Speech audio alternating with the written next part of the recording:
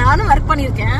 So இப்போ work பண்ணிட்டு வீட்டுல ஒரு 5 வருஷமா இருக்கேன். இந்த இது எனக்கு ரொம்ப பிடிச்சிருக்கு. ஒர்க்குக்கு போக பிடிக்கல, குழந்தைங்க கூட டைம் ஸ்பெண்ட் பண்ணணும், வீட்டுல உள்ள வேலைங்களை பார்க்கணும். ஏன்னா ஒர்க் போயிட்டு வந்ததுனால எனக்கு அது போதும், அவ்வளவுதான். அது ஒர்க் பண்ணி முடிச்சாச்சு.